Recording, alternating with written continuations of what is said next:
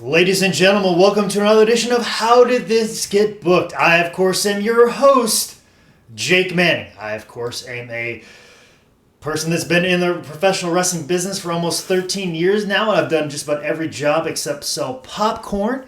And I am joined, as always, by my co-host, Zane Riley, who I believe has sold popcorn a couple of times. Tons of times. During the show. I wrestled. While wrestling. In the match. But he's also my friend, my compadre, and other professional wrestling friend. Now, of course, we are joined by a non-wrestling fan and a comedian. A comedian, if you see him, make sure you do not sit in the front row. You might get hurt, especially by flying chairs. The funny, the dangerous Seth Fox. Seth, thank you very much for joining us today. Hey, thank you for having me. Seth, as we always start every How Did This Get Booked with our non-wrestling fan, we ask them about their professional wrestling background. What is your exposure to professional wrestling? What do you know about it? What do you understand about it? What are some memories that you have of it, if any? Well, I mean, I have sold popcorn before. Okay. That's Hell of a worker. But no, I've never really watched a lot of professional wrestling on television or whatever. I don't think I've seen a live match in person, but I did used to. Back when I was in high school, I took Taekwondo for like 6 years. Okay. So I have a little bit of a Fighting background? Yeah, fighting background, I guess. Yeah. I never really competed or anything. It was mostly just because I was mad and wanted to punch something. So. Okay. But nice to know that you used an outlet to get that anger out. And continue to do it with comedy. Yeah. From how it's said. Random stools that just happened to be on the stage that didn't do anything to you. But anyways, that stool wouldn't have dressed that way if it didn't want it. There's those little rubber things on the bottom. You just can't help Hey, yourself. listen, don't give away his bits, okay? I didn't know that was a trigger until now. Goddamn stool. But anyways, and of course the show that I made you watch, Seth, and I appreciate us still being friends after it, is Carolina Championship Wrestling tribute to the Cade, or tribute to Starcade, as it's called on the video. I'll explain that here in a few seconds as I give the particular details of the show like I always do. This show took place on November 19th, 2005 at the Spartanburg Auditorium in Spartanburg, South Carolina. The attendance was roughly about 1,500 people. Now, oh, go ahead, Seth. I'm just saying that's a lot of people. Yeah, it was pretty full. That's for sure. But tribute to the Cade is what we changed it to in the DVD. The Cade, which I must say, I'd let you a little bit hit why I know the show quite as well as I do. Is I moved here in May of 2005 to work for HighSpots.com, which was the company that filmed this show, was a vendor at the show, and worked very closely with the promoter, Tony Hunter, of this show. So I've got quite a bit of insight that I've been waiting and dying to put out into the world, which will explain exactly why this show is on here. So, Jake, you know a guy? I know a guy, and I happen to be that same guy as well. But I remember it was 2 weeks before the show, there was a concern because WWE... Dusty Rhodes was a WWE employee at the time. Jerry Lawler was a WWE employee at the time. And, of course... Foley, yes. Hardy, I believe, was just released. Oh, okay. So he was not at the time. But the idea was, they're working for WWE, but they could still do independent shows. And this show was getting a lot of attention at the time. CCW was getting a lot of attention in general. Like, Ring of Honor was wholesaling CCW DVDs to sell on their site. Like, Ring of Honor, the edgy professional wrestling group was selling these at their show. Like, CCW was getting a lot of attention in early 2000s and through 2004. And they were drawing large crowds in Lenore. They were getting about 2,000 people in Lenore, North Carolina. I mean, of all places, Lenore. Yeah. You know what I'm saying? And then they were running places like Gaffney and some other places like that. And they were drawing very large crowds with just Mick Foley, Dusty Rhodes, Tully Blanchard, Rock and Roll Express versus Midnight Express. Like, this was in the boom of the classic wrestling nostalgia kick, where people looking back in the 80s when WWE started using a lot of footage from the 80s. And, of course, Starcade was like the NWA's version of WrestleMania, which when me and Seth were talking beforehand, you had no idea what Starcade was. Yeah. I don't even know what NWA is. NWA was National Wrestling Alliance, which was what WCW was before it was WCW. Oh, see, I was thinking of a different NWA. It's a rap group. Yeah, probably consisting not of doctors and easy folk. Yeah, the NWA board was consisted of, Ice Cube, Eazy-E, Dr. Dre, and they decided who the NWA champion was. Oh, okay. Things white people don't have a hand in. They chose Ric Flair. Which is weird. Which was a weird... You would think maybe Tony Atlas in the situation, but no. Didn't know there was a really big gangster rap, professional wrestling crossover. Yeah. Gotta have your hand in many things. What do I know? But anyways, just a nod to that. But then there was a concern because you had all these WWE employees on the show that WWE said, hey, you probably shouldn't use the word Starrcade because we own that now because we bought up the video library and everything consisting of NWA. So that's why it got changed to the Cade, which is something that was never, I don't think it was ever called as a nickname in this area. No, so I'm going to the Cade in Greensboro. I don't think people ever said that. Okay, so Starrcade is just the venue, essentially. It's the event. It's like a festival, I guess. Yes, like Lollapalooza. Okay. Yeah. There we go. See? Okay. Exactly. That's a good way to, and that's what you're here for, Seth, is those outside. An analogy. I got to relate it with you and stuff like that. But I remember moving here in May of 2005 and seeing a poster for this because they were advertising this show pretty heavily. And I remember seeing, just Brad Armstrong, Jerry Lawler, Terry Funk, Dusty Rhodes, and Tully Blanchard. I think Rock and Roll and Midnight were advertising the poster. And I go, I have to be the show. I have to be. In May, I'm like, this looks like the biggest show I've ever seen before in my entire life. Yeah. Subsequently, Tony Hunter started booking more and more people. We had to do 7 versions of this poster. This new version.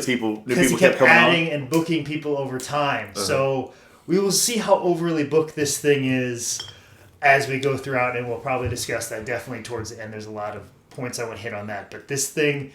monstrous as far as legend shows go.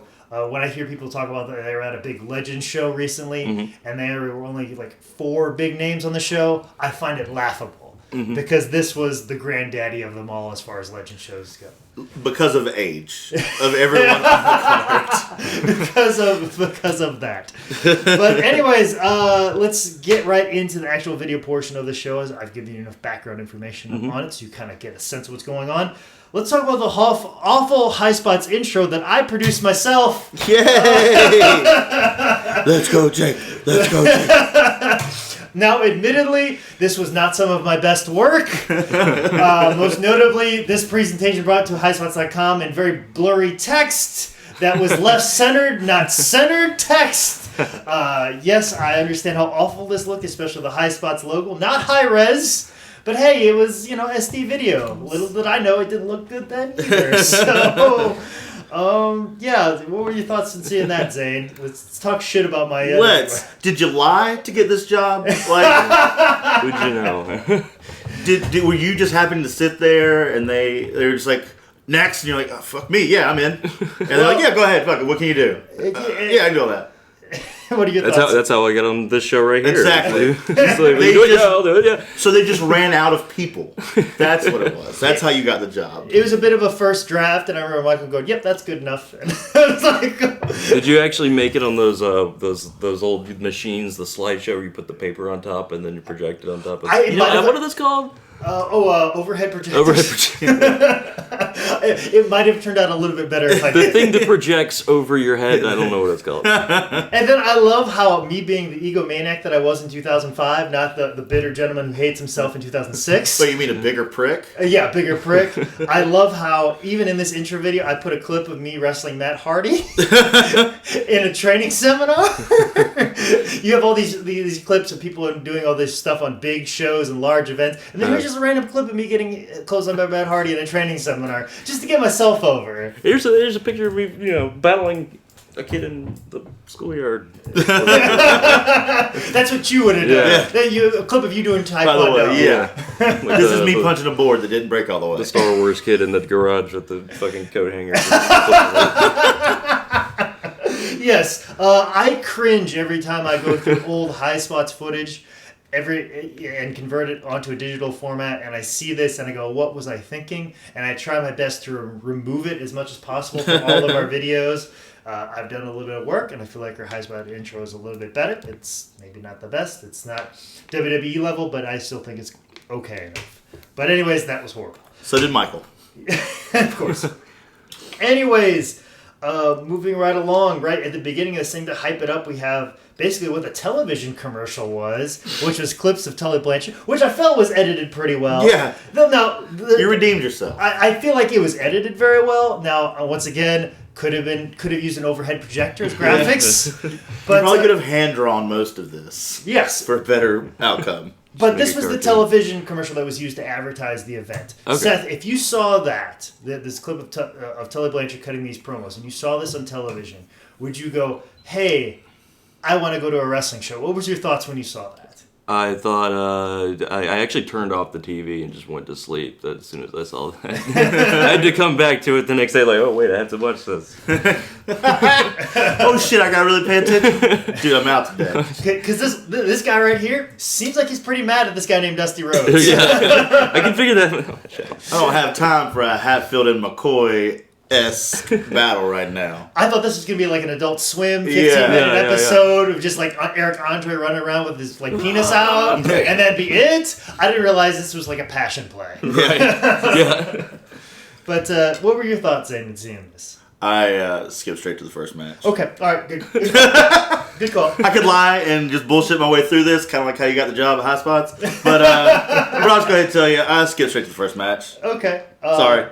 Now, this, of course, big hype, big show.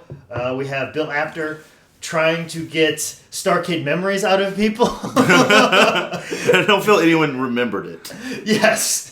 Having fan interviews, one fan said he's there to see some wrestling. Wrestling. And his definition of wrestling is just blood. Well, he sees that. Yeah. He gets plenty of it. Tons of it, which is weird because you can't bleed in South Carolina.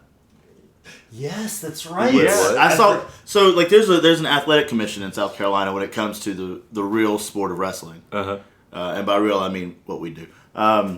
There's an athletic commission, and if you begin to bleed, you are to take the match home within 20 to 45 seconds, I think. It's 20 or 45. Like, you have a matter of seconds to get out of there. Because it's illegal to bleed. Yeah, and I've also heard, like, it's like you have to have... I think in Virginia, it's like you have to do 5 moves and end the match. Yeah. Which, I don't know why they came up with that number. But, yeah. Why did they do that? Or I don't... Well, it could have been a multitude of things. So much scar tissue can cause you to bleed very easily out of nothing. Yeah. But if they did it themselves, they probably just didn't know you couldn't do that. Oh. And at that point, like when the matches actually start to happen, where they do start to bleed, it's the last 2. So like, there's probably by that time the commission has probably made all of their money and left. Well, and also too, here's another reason why I hate the South Carolina Athletic Commission. The reason why they're going to let that slide is because it's Terry Funk. And these are names. Yeah. They don't pick on people that are making thousands or hundreds of dollars booked for the show that were put on the poster. Mm-hmm. Like larger, big name guys that have made their money. No. If that was a guy that was only making $50, like an indie level guy. If that was a Jake Manning. If there's a Jake Manning or a Zane Riley, they'd be down at the ring screaming. Right. Mm-hmm.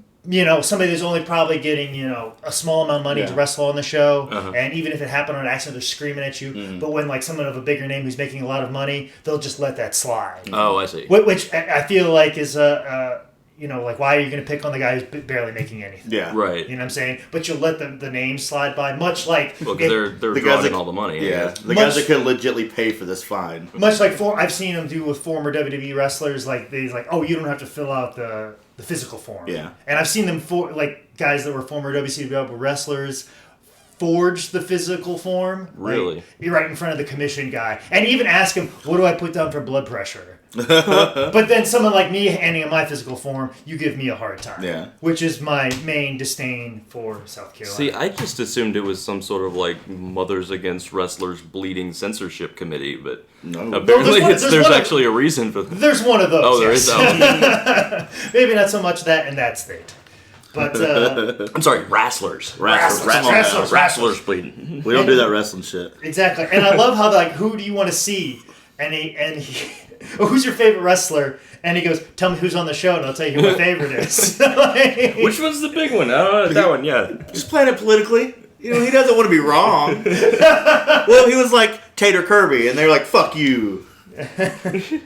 And then somebody was like, "Who?" And then he also asked one fan, like, "Who do you want to see?" And he said the Funker Man, but it sounded like Fuck Man. And I think Fuck Man, I don't know. You're at the wrong convention, man. And I think Bill Apter ran away very quickly because of that, because he thought he said the Fuck Man. Maybe I'll blend in with the wrestling fans more than I thought I would. Actually. They know about as much as I do, apparently. But anyways, and Bill Apter trying desperately to get a Starcade chant, you know, even though, you know, copyrighted, can't really say that. But also, too, a lot of fans want to see Dusty Rhodes.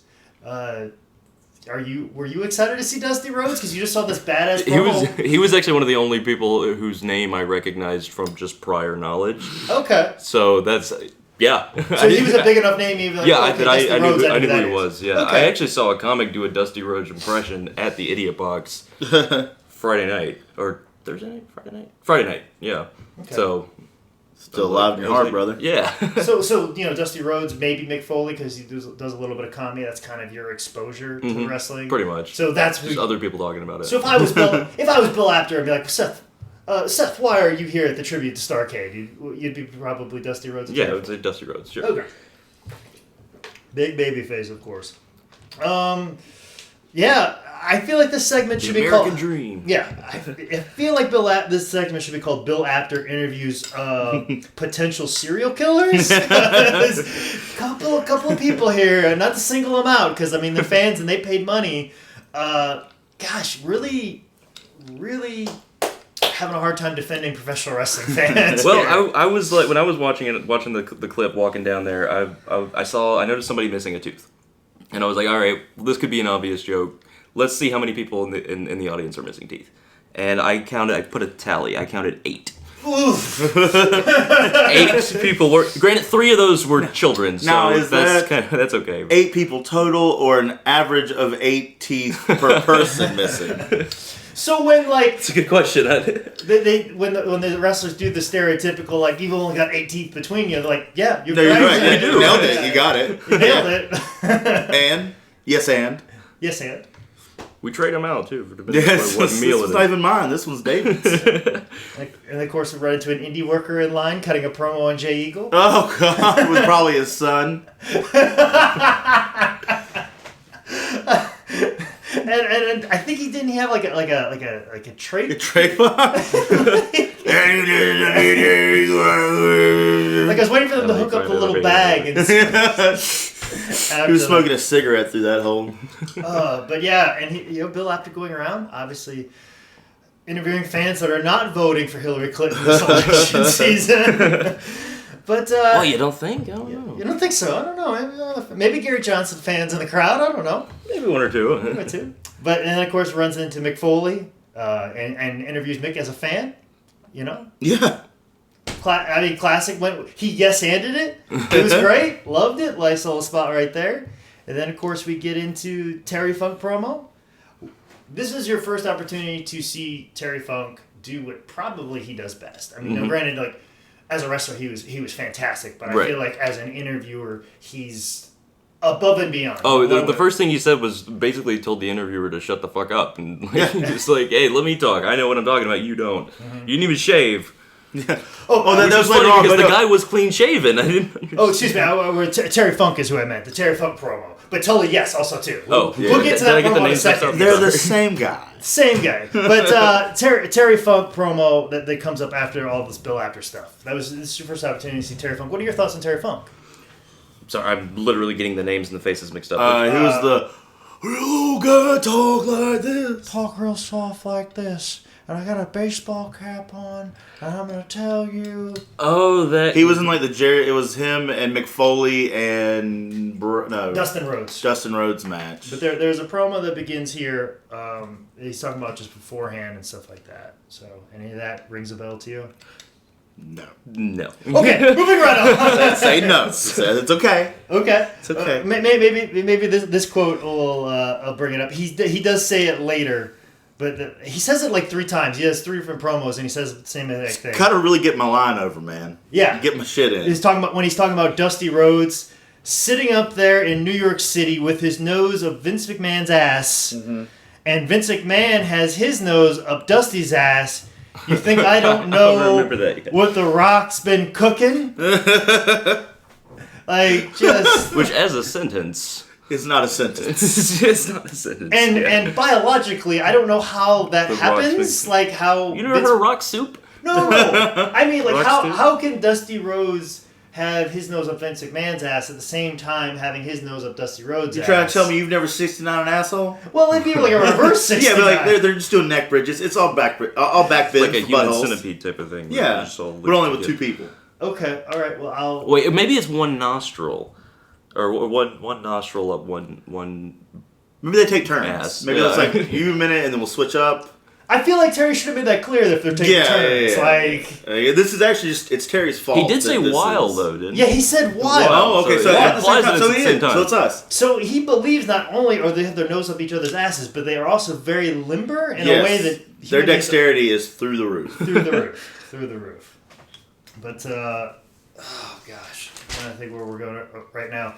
Right before match. Okay, before we get into match 1, I want Zane for you to digest something. Okay. I know a little piece of information Okay. about the show that I would guess probably 99.9% of the people in the crowd don't even know, or anybody that even watches this match even know about this show. The first match on the show, they were going to have a pre-show match. Oh. Because I remember there's something happened. They couldn't start on time, or something was going on, and they were going to throw a match out there just kind of before the main card happened. But I think that got ixnayed because there was... I mean, obviously there's 10 matches on the show, so why are you going to put another one out there? But the first match on the show was going to be Brad Thomas versus Crazy K Kirby Mack. Fucking great. I want you to, like, that doesn't mean a whole lot to you, Seth, but, like, Brad Thomas and Kirby Mack, very young guys, and Kirby does a lot of big spots, a lot of big bumps that just really kind of goes out there, and he was very much, did a lot of spots. He would, to a normal, like a Southern wrestling fan who likes to see old and slow, he would just be bombarding their senses with just stuff really quick. Yeah. Like if a comedian just started like babbling like all of his jokes, but nonstop to never let you laugh at them. Oh, like most of my sets. Exactly.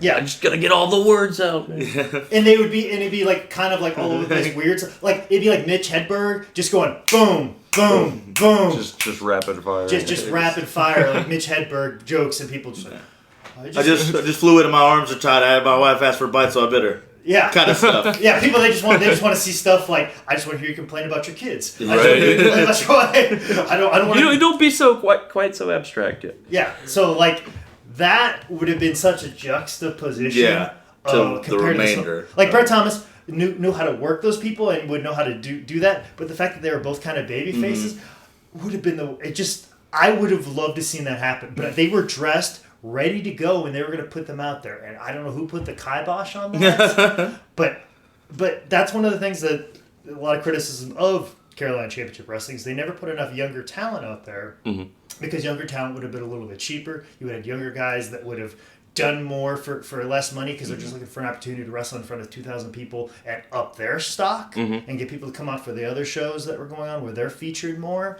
So, that was a big criticism too, is your undercard. Also too, that drops the price of your undercard. As we're going to see as I start tallying up some numbers here later on, how big this gets. I do have to say that's one thing that I found interesting. I noticed it when they switched over and had the women's match, is that they were going a lot faster, but I think maybe that was just an age thing, because most of the wrestlers that I'd seen before that were all, older. There was a lot of miles put on a lot of these guys and stuff like that. Yeah. And, which is nothing wrong with. It was just, if for someone as ADD as me, sometimes I want to see your mind's going to wander, quicker, obviously, so...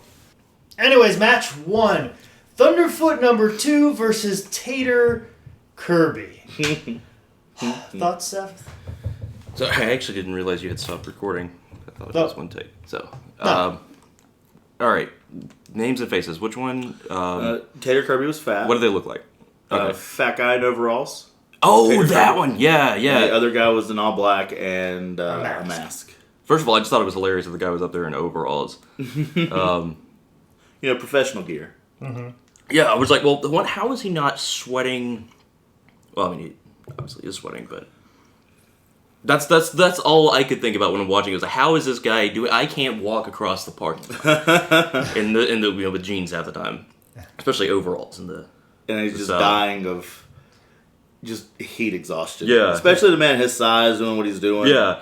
You know these. I mean, I'm not a big dude, and I sweat like a fat man already, so that would drive me crazy. And the mobility. That's not the most mobile outfit not at all. Wear. And then, of course, you've got like Thunderfoot, who's got a mask over his mouth. Right. Well, I guess you don't really need your mouth in wrestling. I breathe. Well. I liked the match was what it was. Like it was a great opener, I guess, for that because nothing really weird went down. But I love that the loaded boot was the idea of the finish, but he barely got his knee up to even give it to Kirby in the corner. Was that the one they were talking about where he weighed down his? Yeah, one boot was bigger than the other kind of thing. He was like, one leg is longer. It's always been that way. Yeah, which the story behind that is that he's got some sort of lift in the boot, but then there's that situation like, no, that's a steel plate in your boot, and you just kick me with it. That's why when they stomp the boot, it drops it down to the front, so that when he kicks him, it's like he's kicking him with a metal plate. Okay. So, if you being someone who's done Taekwondo, would you believe that to be a finish if somebody hit you with your steel boot? Yeah.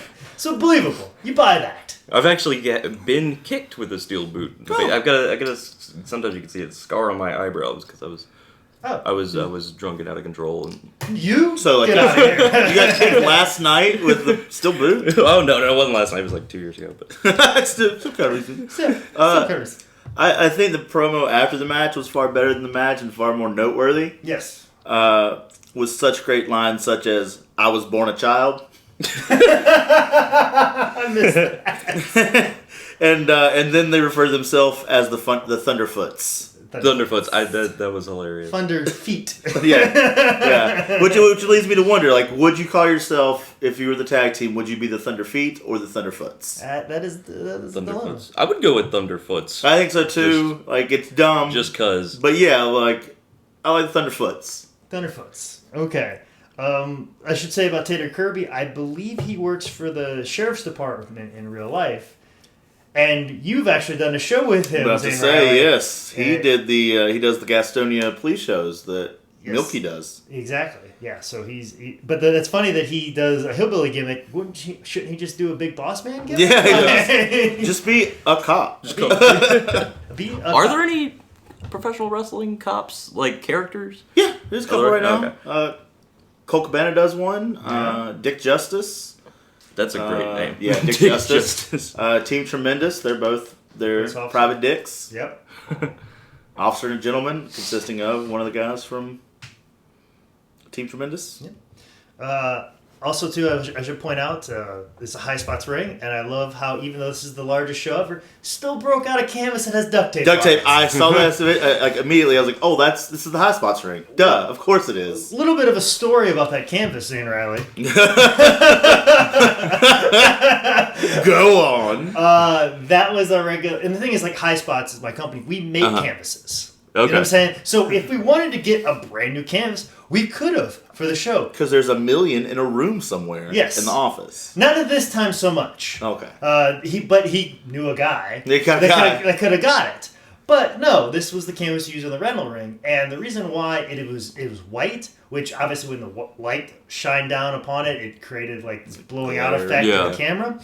The reason why it was white, it was actually, I believe, blue at one point in time, or gray. Really? But the reason why it was white is because a wrestler was wrestling Ivan Koloff, and he got bloody in a match because it was a chain match and bled all over this canvas, and it was new.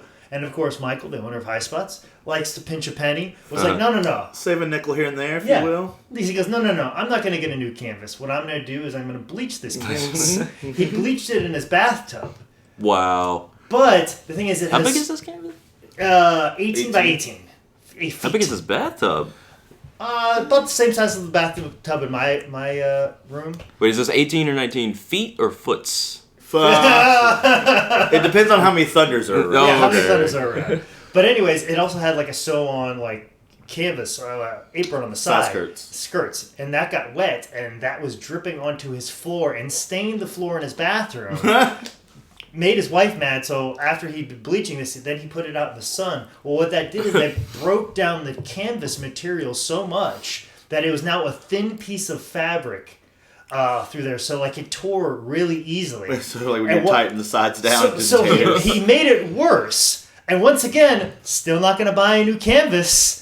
He's just made it last and kept duct taping and duct tape. Like, this canvas actually lasted another year past this. And it was basically just all duct tape in the middle. That was actually a question I had before we even brought up canvases, was what exactly the floor of the ring, I thought was, once again, as a non-fan, I didn't really know I assumed it was just like mats or whatever. I didn't realize it was actually like a bounceable It's actually kind of not, really. Like, oh, it's not? No, like, it's steel beams. Mm-hmm. So, like, you know how, like, a porch is made? Right. Okay, so, like, there's crossing deals and so steel beams, and then you take, like, 2x8s or whatever planks of wood, and then there's that. And then there's, like, the equivalent of, like, a wrestling mat, like a collegiate wrestling match about that thick. And it's, it's not really, I mean, there's a bit of cushion, but it's not a sofa. It's not like a trampoline. It's just a hard surface. Okay.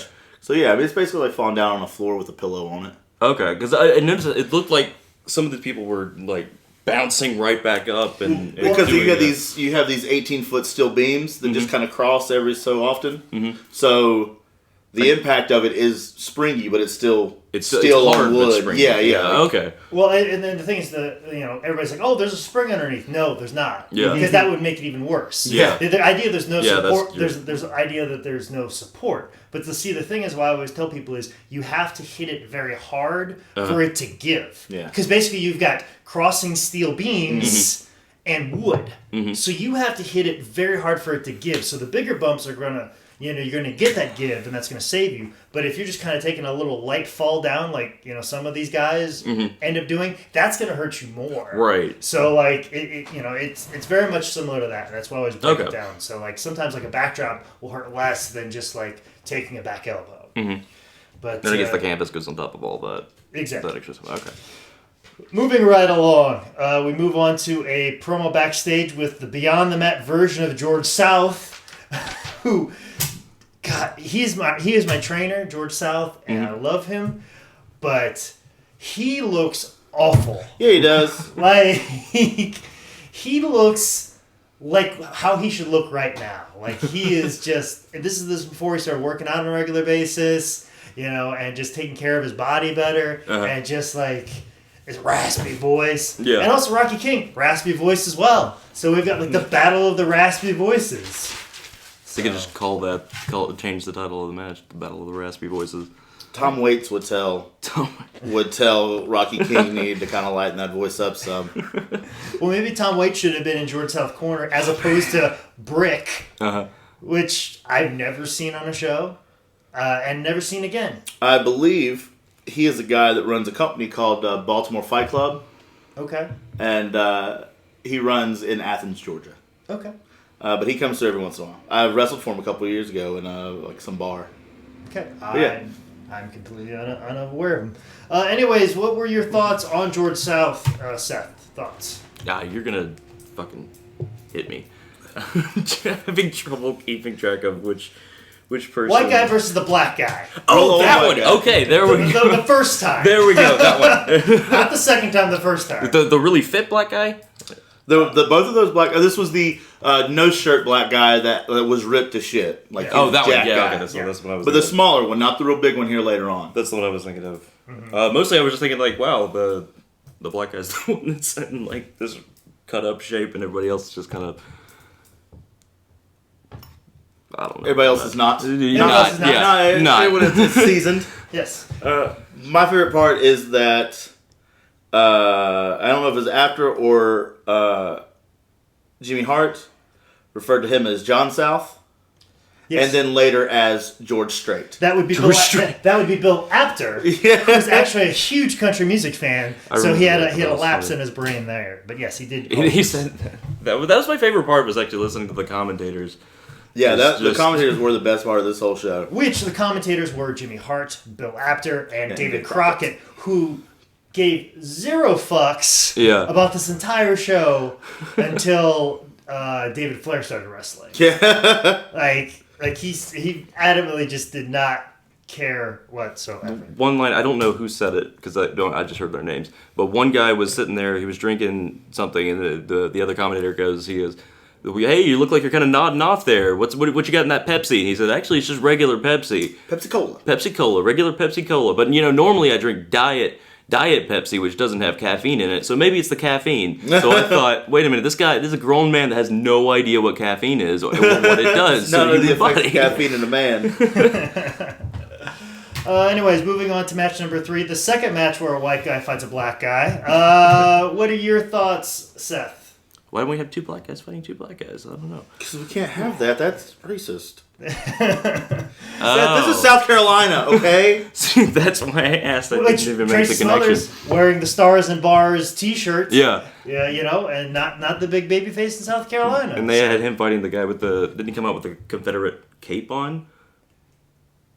No. Or Tracy Smothers? No, he should have a Confederate cape. Someone had a red cape, and for some reason I thought it was a Confederate flag. I mean, it's South Carolina. You just assumed that everything. I just assumed it. This was 10 years ago too. Anything red in South Carolina, there has to be Stars and Bars. I mean, it right?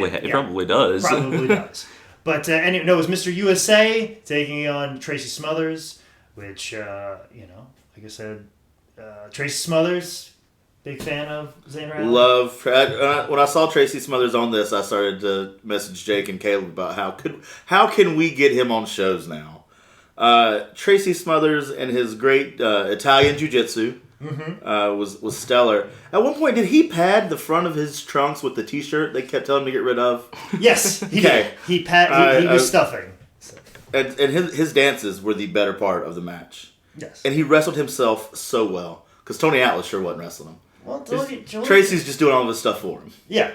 Well, the thing is, I believe a few years earlier, Tracy had to wrestle, allegedly, a very intoxicated Lex Luger. It's a great name. and did about the same match, and Lex Luger was just as much around. So this is Tracy's deal. Tracy can wrestle a broomstick or a bear. It makes no difference to me. So, anyways, finish this match as a headbutt.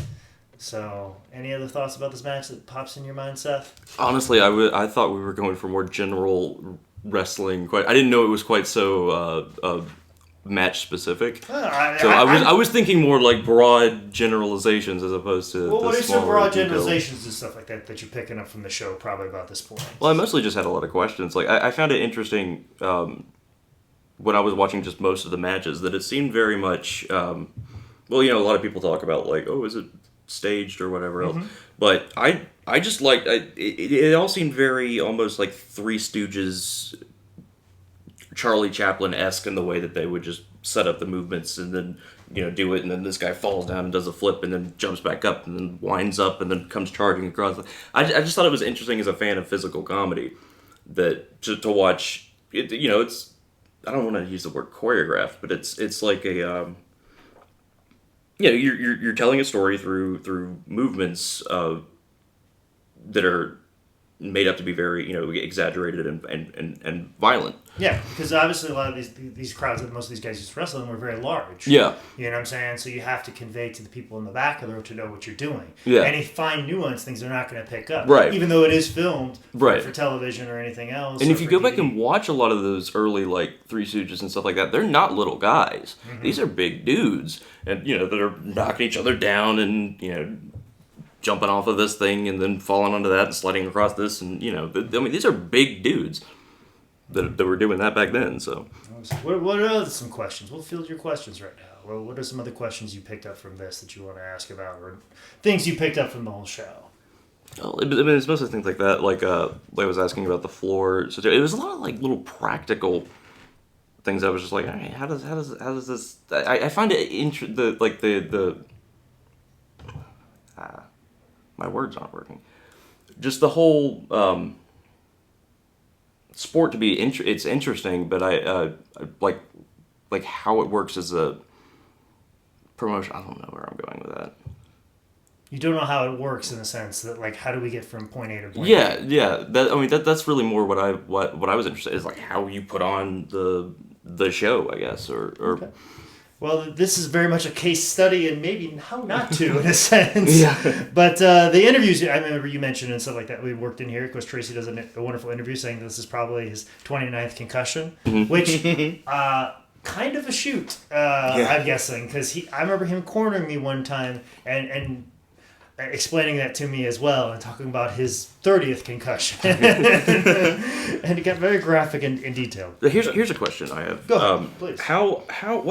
How big of a crossover does, say, a wrestler's character play into, as opposed to like his personal story within the The show and who they are. within the show? Well, it all really depends. Part of the reason why Please. part of the reason why Tony Atlas is Mr. USA is because he was a bodybuilder. Okay. And he won Mr. USA. And he's a big guy, and he muscles and stuff like that. Tracy Smothers, wild-eyed Southern boy, you know what I'm saying?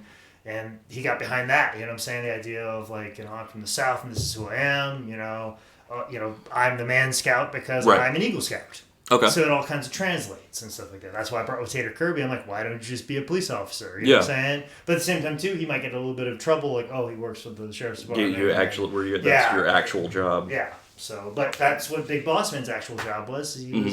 He also worked for correctional. He was a prison guard. Now, do you guys have like multiple characters for yourself, or do you pretty much pick this is your persona? And sometimes it's different variations. Okay. Like there's other places where I'm not a liked person. You know what I'm saying? And there's other times where I'm a liked person. And some people hate the Man Scout gimmick and they just want me to be Jake Manning in a pair of trunks and boots, and I'll do that. But you're not going to get the best of me. So like I can do something better. I'm a person that does multiple characters or gimmicks depending. Multiple characters depending on where I'm at. Okay. I mean, I've been an Amish guy, some places that do particular cool. situations. I do my John Belushi character, and then I just do an asshole character, just really kind of... Okay, I guess just whatever... Yeah, basically what we're being paid to do. And some people are barbarians, and some people are mass superstars. Yes, they are. In match number 4, which, you know, the DJ for a local radio station comes out with mass superstar. Jimmy Hart comes to the ring with barbarian. And, of course, David Crockett is left alone with Bill Apter. And, like I said, David Crockett not giving a fuck about the show is very evident at this time. Oh, man. None of them really? Yeah. No, like, Jimmy South had no clue who anybody was. Yeah. Or Jimmy Hart had no clue. Mouth of South. Did just John South. My George traded him. Yeah, you just Jimmy Hart your Jimmy Hart self. Like, God, I just... Guys, we're off to a hell of a podcast. But yeah, I love like we should just commentate. Some of the classic lines from David Crockett during this match is yes, no, no, I haven't. Just like leaving Bill Apter going on in this long question and just left hanging during this whole time. So you're Bill Apter on this podcast, I guess. This was yeah, trying his hardest to keep going. Yes, I'm a crazy bald man who loves like 1980s country music. That's exactly who I am on this podcast. See, I didn't know what he looked like. Also love how nobody really wants a clean job on this show. No one. Every match has like a gimmick involved. Or a foot on the rope type deal. Rope. Nobody wants to put anybody over. This is where you need a Jake Manning that just has no Who's problem. just ready to lose. Ready to lose. Make the guy look good, take all the bumps for him, because, you know, nobody's really doing that. Anyways, we get into Brad Anderson's interview and David Flair's interview. Any thoughts on that, gentlemen? I think David Flair was too sober for this show. David Flair, of course, being the son of Ric Flair. Of Ric Flair, yes. And I believe he called him 17-time world champion. Yeah, he did. He sure did. He's just adding championships to his dad. How many does he have? 16? 16? 16-time world heavyweight champion. And I love how David, like I said, love David. Sweet individual, maybe too nice for wrestling. Yeah. I feel like that's pretty much how I feel about David. Very nice. wearing a Toshiaki Kawada t-shirt. So the t-shirt of another wrestler. Just trying to show you how much of a fan he is. Yes. Also wearing his sex tights, which is Sports Entertainment Extreme, which was his gimmick in TNA Wrestling during the early years. I love how people just really wanted to woo. Like, they really wanted to Ric Flair's woo. Yeah. You know, they just wanted to woo as bad as possible, and David Flair just gave them that reason. A shit ton of times. He chopped Brad so many times. If I was Brad, I'd have been so angry. Everything was a chop. Crowd loved it, though. Yeah. And so they wanted to see how that match. And you know what? That's definitely what David Crockett wanted to see, because he gave, 1,000 fucks about this show, as opposed to 0 like the rest of it. I created this. Yeah. What is this woo thing exactly that you were talking about?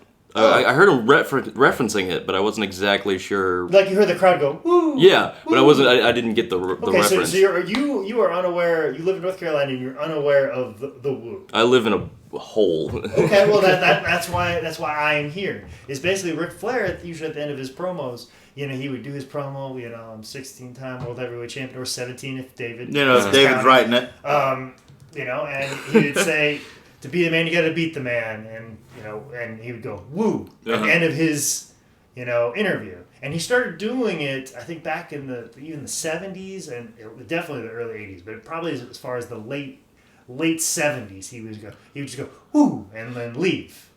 And basically where he got it from was Jerry Lee Lewis.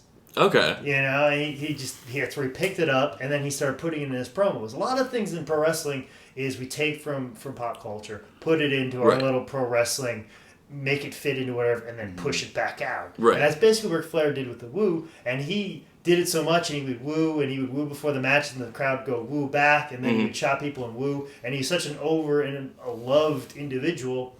Now every time, just even anyone. If me and Zane are wrestling and we were chopping each other, fans will go woo. Okay. And it doesn't matter if it's like in North Carolina, Philadelphia, Florida, they just do that. Wherever wrestling genres change, or the way the people, like the fans, like the wrestling, regardless, if there's a chop, there's a woo. Yeah, and the thing is, it's timeless. It was so like deliberate and so like such a big deal that when Ric Flair was making his farewell tour on WWE, that time leading up to his WrestleMania match with Shawn Michaels, I was an extra for WWE. I was extra extra talent. You come backstage and they use it as security guard. Right. And there were big signs in gorilla position that said no chops. Because they know that would incite a woo, and they only want that to happen during Ric Flair's matches. Oh, I see. So none of the other wrestlers on the card, which chop is a pretty common maneuver. That's like saying... Just the chop. No, it's like open hand and I'd slap you in the chest. Oh, okay. Okay. Yeah, not the Atlanta Braves chop. Oh, okay. This is... Which Jay Eagle did do later on. Yeah. But that was the same thing, like no chops, you know what I'm saying? But they had don't do that particular move. That's interesting. Yeah, it was that over and that specific, but they wanted to make it that much more special for his matches. Because the thing is, if they'd been doing that for 3 or 4 matches before, it wouldn't be as... So let's woo again. Yeah, exactly. But the thing is, if it's happening for the first time after 5 matches, they're going to lose their mind when they do it. So that's... They were probably looking for it. Like if you're in the audience, hey, it's Ric Flair, let's woo all night. Yeah. Exactly. And if they already wooed the first 5 matches, it wouldn't have been as much. But I remember that being a thing, and that's definitely what was going on here. And of course, Jimmy Hart on commentary complaining about him rolling his ankle. And I believe you even hear him complain to somebody off mic, and I think you even hear him drop the F-bomb at one point in time. Did that DJ legit make him hurt his ankle yet? I don't know. I don't. I remember him. I had to cut because I want to say that I should have cut out the audio with that, but I don't think I was supposed to cut out the audio of that. I definitely remember cutting out an audio portion of Jimmy Hart going, "Hey, I just shot an angle here earlier, baby." Like he was, he didn't realize he was mic'd a couple of times, So I think that's why you hear an F-bomb from him. But I think he was also working too. I don't know. He definitely talked about he was getting F. Lee Bailey part of his angle. Yeah, sure did. Had a really good little angle going on his own about what's going to happen with this court case. And this DJ and something to do with Lawler. I don't know quite what was going on. I still don't remember all the details to all of this. But, Yeah. People went ape shit for the figure 4. Yeah. Everything this match should have been. Anderson versus Flair. Finished super over, and David Crockett was losing his mind like this was like 1985. just like it would have been their dads doing it. Exactly. Like that. But anyways, I remember this being about the time for intermission. Come back with the Mulkeys in the ring, cutting a promo. Mulkey Mania, guys. Mulkey Mania. Are you aware of Mulkey Mania? Come on now. Come on. I was taking a stab in the dark. Maybe he knew. He doesn't know woos, but he knows Mulkey Mania. Stab in the dark, my friend. Stab in the dark. Get the fuck out. Anyways, Mulkeys were a team that lost all the time. They were preliminary wrestlers on TV. You know, the guys that you'd see that would already be in the ring after a guy makes a big entrance. Okay. They would lose all the time. Enhancement talent.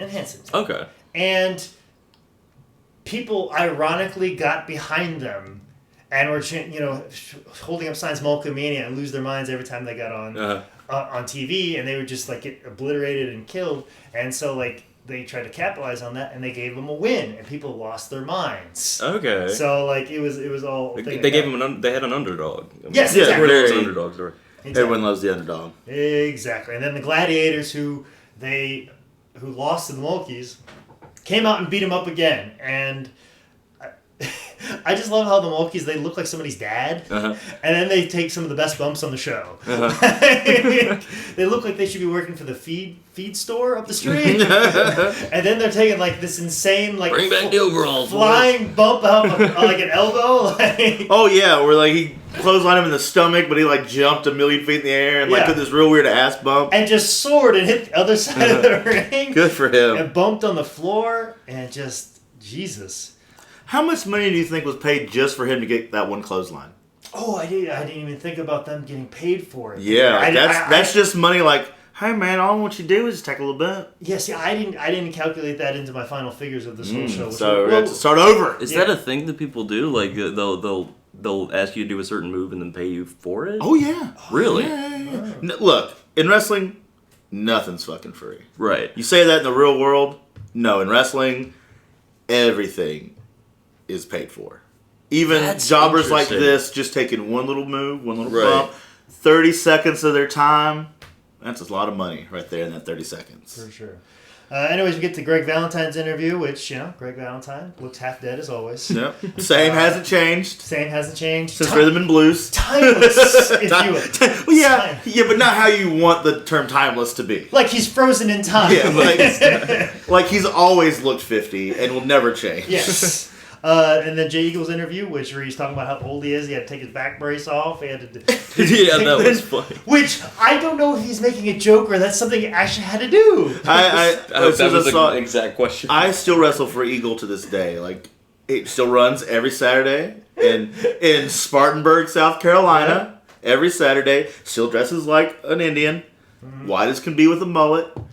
And yeah, he looks like he's always looked. He is also timeless in the same respect that when he was 15, he looked 100. Kind of like Steve Martin's always looking. Yeah, he always looks the exact same. Maybe Jay Eagle's real name is Martin. It's Jay Martin and Steve Martin. They're brothers. They're brothers. The Martin brothers. The Martin brothers. Yeah. But anyways, the match happened. It's a dog collar match. A little nod to, Greg Piper Valentine and Piper, which is a big thing. But that was cool to Yeah, was watch. that cool As to you? I didn't know that was a thing. Yeah. And then I saw him do it. I was like, oh, that's interesting. That's a nice gimmick. Now, did you enjoy that match? Yeah, actually, I did. That was one of the ones that I like focused in on more. I was like, oh, this is cool. They gave him a For this type of a gimmick match, wasn't bad. Yeah. Like I can see it. I've seen a lot of dog collar and chain matches just run off the rails and look stupid. This was pretty fucking good. Yeah. Took its time, did the story, took care of itself. Did all the spots, which are pretty standard. Yeah, You know what I'm dick saying? spots and the mouth chokes and all that shit. Never seen.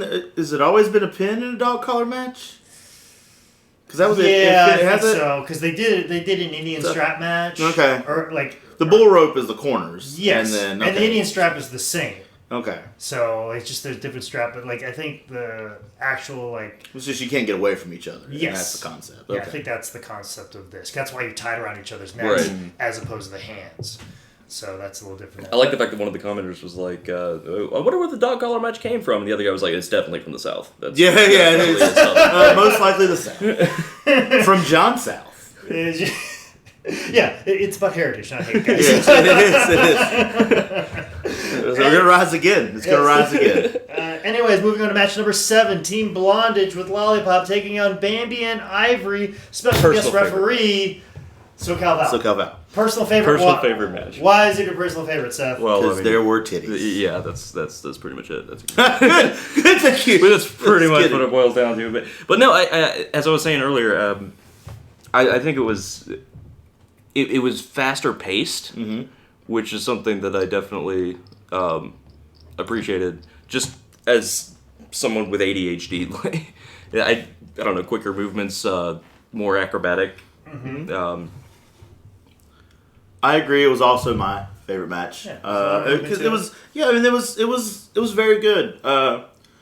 When you get girls matches, there's a lot of times that female wrestlers become popular because of their fucking tits and how they look, which is it's sad. Yeah, and there's a ton of girls out there that can wrestle their ass off, but will never get the exposure. But I think this match, though there were a lot of tits, there was actually some good wrestling in there. Like I think Amber O'Neil really busted her ass. She was the workhorse in this match.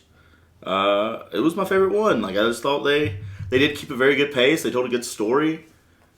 Back and forth. SoCal Val did not hurt whatsoever, even though she can't referee. She's a shitty ref, but great to see.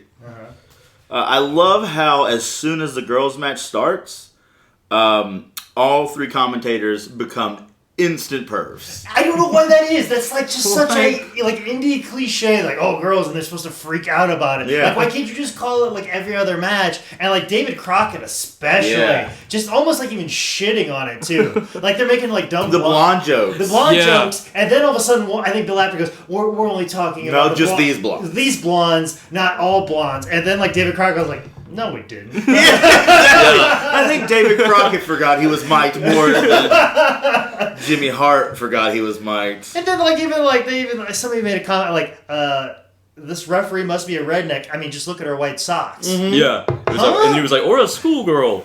Yeah. Aren't you married? Yeah, but I can still like the look. I'm like, this doesn't have anything to do with that at all. Hey, let's just talk about how these bitches shouldn't be here. All right. Well, here's what fetishes are. This is only like the most action we've seen this entire show, so let's shit on it because they're women. Like, but yeah, it's such a cliche that people just think that like anytime you put a girls' match on a show, they get all googly, and I feel like we've progressed maybe a little bit, but I don't know. No, I don't believe we have. Okay. Well, usually the people that you hear chime in about current ladies wrestling are still these old fossils. Yes. So in that time, they haven't evolved. Yes. I think that we as wrestlers accept female wrestlers more. Absolutely. Because the newer class and we accept the equality. We understand that these girls are fighting just as hard as we guys are. They're going through the same shit we are. Exactly. And technically a lot of times, like obviously we understand the pain that they have to go to the bathroom to change because they just openly can't drop their pants, put their trunks on, and that's whatever. They have to go find a secret place where somebody's not going to walk in on them or walk through the crowd, put their stuff on in the women's bathroom, and then walk back through the crowd and then to the locker room. Despite the fact that they're literally professional fighters, there's still this overlooming threat of like, hey, I could still be a victim at my own show. Like it's like I think we as workers have evolved. I think these old fossils still haven't. They still don't respect it as a wrestling art form.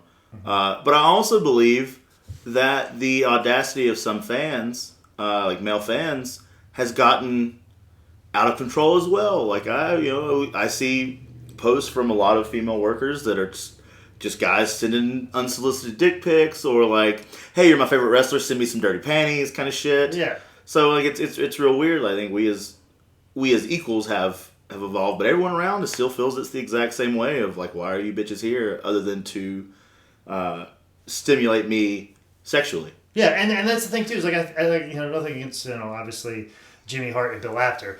David Crockett can go fuck himself. Yeah, fuck him. I don't give a shit. He's made a lot of money For no reason. Like, and he can tell me fuck off. Yeah, exactly. But I want to. But at the same time too, like during Jimmy Hart's era, it was always the women that would come around. I feel like he respects them to an extent, but he's never seen it as any other way. Yeah. You know what I'm saying? They because it was always the women and the midgets. That's what they were seen as, and together they go. Yeah, like when we do a loop around here, we'll bring in the women and the midgets during the summertime, and then they'll do a loop with us, and they're basically the same to us that way. And that's how the mentality was. And we've only brought these women around to sexually stimulate us. It's a gimmick. Yeah, as opposed to seeing these women as female athletes and competitors. You know what I'm saying? Like nobody, and it's the same thing that happened in MMA. Just not even several years ago. Like they had women MMA matches just to see a tit pop out. Yeah. Like Misha Tate talked about that on Joe Rogan's podcast. She goes, I think they just booked female MMA just so maybe a tit will pop out. Yeah, you know what I'm saying? I totally agree. But I feel like we've all evolved, and we should try to evolve further. Because like I said, they're going through the same shit we're going through, and even a little rougher. So I think part of that extends into, for lack of a better term, real life. Yeah, when it comes to working. I've worked in a bunch of bars and stuff like that, and people always think of bar brawls as being dudes. Yeah. But no, some of the nastiest fights I've ever seen have been between two women that are throwing things and scratching bottles and stuff. Breaking that shit up is way more. I'd be afraid to. I'll jump in the middle of a dude bar brawl, and I have several times. And without any hesitation, but there's no way I'm gonna.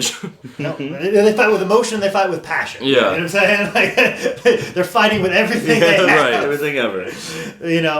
But anyways, we move right along into the next match. But before we get there, we have the Midnight Express interview and a Jerry the King Lawler interview, which I feel like is a classic. Do you agree with me? Jerry Lawler is studly as fuck in this interview. Yes, he is. He looks so fucking good.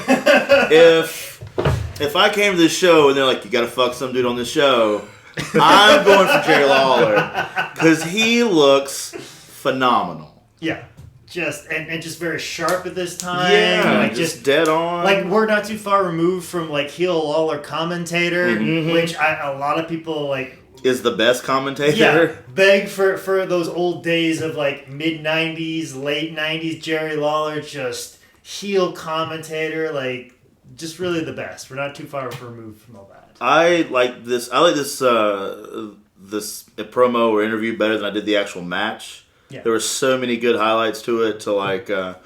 I could watch Jerry Lawler and Bill Apter just ad-lib like they did for the first couple seconds of it. Oh. They could do that all night long, and I would have watched that 3-hour DVD compared to the show. Well, and see, that's the thing that's ingenious about Jerry Lawler, is that when he walked into this interview, he did not know that's where it was going to end. Yeah. He came up with a whole angle and a whole story of what this match is about during that interview. Mm-hmm. It's very much like an improv scene is what he did, and that's what's amazing about him. What were your thoughts on Jerry Lawler? He's the one with the next time I'm actually write down all the names.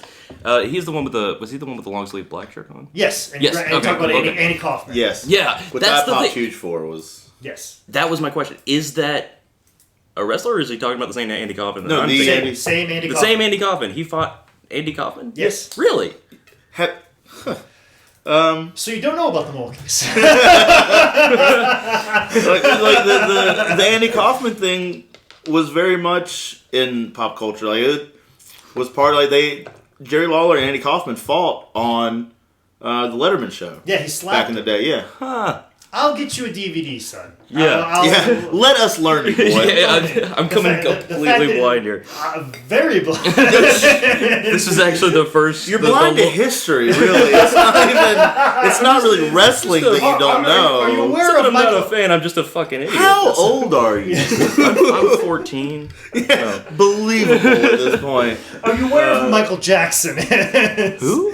Yes. You mean the pedophile? He touched me once. Yeah, I don't know him so much musically. I just know him as a pedophile. He fucked around a little while. And Hitler's just a funny guy with a mustache, right? Yeah, right. Me and Michael, we didn't want to put a label on it. But yeah, the Andy Kaufman, that one. But yeah, this match kind of gets a little bit weird, but let me explain to you why it ended up being what it ended up being. This match was originally supposed to be the Midnight Express with Jim Cornette versus the Rock and Roll Express. and Jerry Lawler. Now, what is the Midnight Express and the Rock and Roll? They were 2 tag teams. Okay, so they're okay. Yeah, the Midnight Express were the people with Jim Cornette, the people that did the interview just before Jerry Lawler. Right. So, Bobby, one of the greatest professional wrestlers of all time, by the way. Just want to throw that in there. Just want to throw that in there. I want to go on record if I haven't thus far. But Zane, I know you looked a little clueless when I said that the Rock and Roll Express was supposed Yeah, to be. like... Let me explain to you how all this came to be. This is a fantastic story. Okay. How do you substitute the Rock and Roll Express for Brad Armstrong and Jeff Hardy?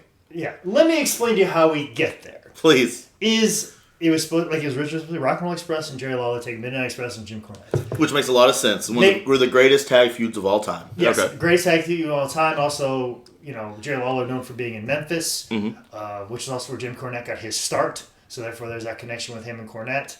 And then also, too, Rock and Roll Express started in Memphis. Mm-hmm. So all that makes sense. All the bookings make sense. But what happened was, Robert from the Rock and Roll Express saw how big the shows were in Lenore, and saw that Tony wasn't going back to Lenore because he was going to do a Gaffney show in May and then do the Spartanburg show in November. So Robert thought to take it upon himself to run Lenore himself and try and scoop up all of these thousands of wrestling fans that want to see wrestling. They're going to come back for the Tony Hunter show, but only get the Robert Gibson show. Yeah. Okay. Basically, he was undercutting. Like Okay. he opened up a Hardee's down the street from McDonald's. Right. So obviously Tony's like, I can't book you if you're going to do that because you're going to basically just glam off my success. Exactly. So therefore he was no longer booked on some of the upcoming shows. Actually, no, this happened before because there was, I believe, it was before the Gaffney show. So yeah, that's exactly what happened. Because at the Gaffney show in South Carolina, you had Ricky Morton and Brad Armstrong, Rock and Roll Express 2005. Because Brad Armstrong's fantastic. Also, of course, one of the best wrestlers of all time. yes. Just throw that exactly. in there, too. Yeah. Also, on record, need to say. Yeah, need to say. So then it was going to be Lawler and Ricky Morton and Brad Armstrong. That was going to be the match. Okay, we just added Brad. It still kind of makes sense. Now, I believe a week before or 2 weeks before, Ricky Morton got picked up for unpaid child support. Oh, no. That's when all this happened. This was reported. It was kind of, it's the worst nightmare you could possibly think of in the sense of child support. This is the worst case scenario. When it was decided and assessed how much child support he should pay, he was an employee of WCW. And so his income was extremely much larger than what he was making on the independent wrestling scene. So I believe it was and because it was in, I think, Tennessee, and they have very strict child support laws, therefore he was incarcerated for it. Ouch. So that I want to say that the amount that was owed was like $90,000. How many kids did he have? Come on, bro. Once again, you know who the monkeys are?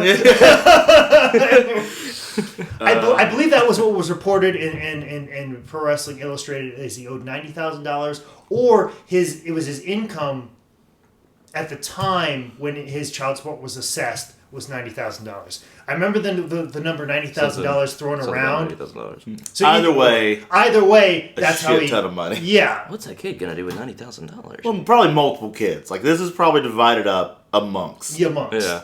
But like I said, I'm not telling tales out of school. This was reported through a lot. I don't remember the exact specifics. If his income was assessed when he was making $90,000, or he owed $90,000. I remember that being one of the fun little numbers they put in the year review. Thanks, assholes. Yeah, they use that as a trivia thing for Pro Wrestling Illustrated. Who's the shittiest deadbeat dad in the wrestling history? Yeah. Ricky Morton. That's kind of what they did. Yeah. Like, it's very unfair. But like a lot of people took pot shots at him this time, so he's incarcerated this time. And of course, this was very short notice. Mm-hmm. He'd already added a bunch of people on the show, and so I think Jeff Hardy had just gotten released, but I don't think he was willing to take the amount of money They weren't willing to pay him the amount of money that it would require for him to wrestle, because he was just there for an autograph signing, and hence we got what we got. Huh. Yeah, I was curious if he was charging by the minute. Yeah. And it was very anticlimactic, his entrance. Yep. Like, he just kind of... It looked like he was lost going to the bathroom. Yeah, that's it. And it's like, oh, fuck, how'd I end up here? You don't even really know if he was the mystery partner. if no one showed up, the exact same outcome would have been fine. Yeah. It was not hinged on him, I don't feel. Yeah. So, this match happened. It was kind of a little train wreck. Yeah. I even said it was a good match until Jeff Hardy showed up. Well, somebody had to say Brad Armstrong. So, Yeah, exactly. And anybody could have sauntered down there. Yeah, it could have been anybody. Then we go to the next match with Dustin Rhodes and Terry Funk. What the fuck, man? What is going on here? What is your take on it, Zane Riley? Promos were fine, I guess. I just like to hear Funk talk a lot. This is the one that he ripped the microphone. This is the one you were watching when I got here. Yeah. He just finished the show an hour ago. Yeah. The promo at the beginning of the match just took forever, and they were already giving so much insight to the rest of the match, like in the promo, like if I have to lay my hands on you kind of thing. I was like, well, fuck, if you're just going to tell us the finish, let's just get there already. But they talk so long. And just painting this whole anti-WWE thing, and Funk starts off being the bad guy, but ends up being the good guy at the end of all this. So I don't know if that was designed by design, like was that the point? Because you're spending a lot of time with this for him to come out and be such a big baby face at the end. And I remember his speech at the end of this match was like, I remember us doing the trailer for this DVD, and Michael was like, "Get that out as media." That was the best part of the whole show. Was him talking about how this whole area's persevered for so long, and just like very heartfelt. Where before he was calling them idiots, and he's like, "You people are just too stupid to see. You're too stupid to see." And then all of a sudden it's like, "Now don't you see what's going on?" And I feel like the lead up to all of this is just a setup to get Lawler versus Funk. What's the history between him and Rhodes? With Terry Funk and Rhodes? Yeah, before the match. Or basically the big history is Dustin Rhodes is son of Dusty Rhodes, who was in the main event. And basically, Terry and Dusty feuded, he called him egg sucking dog. Yeah. So he's always had a heated feud, and he's always kept it going for years because he's a businessman. Yeah. He knows that. Also, same history between Funk and Lawler. Empty arena match. There was which, if you look up on YouTube, you should look up on YouTube. Anybody who hasn't seen the empty arena match, Terry Funk's performance is probably top 5, one of the best performances in professional wrestling ever. And there's a situation where he gets his eye stabbed by a stick because of Jerry Lawler, and he's always blamed Lawler for it. So therefore, they've always brought it back around to matches against each other, and like every time it's ever happened, the promos have been fantastic. The matches have always been really good. Just any time that those two interact with each other, like, is just really good because just Terry goes for it, and that's basically what they're trying to set up for the next time. Okay. Was there a next time after this? Well, see, that's another thing that I got into. That's something for later? Yes, maybe a little bit later. All right. Maybe we'll get into some of those details. My favorite part of the opening was when Terry talks about how he ain't selling no goddamn socks. Yeah.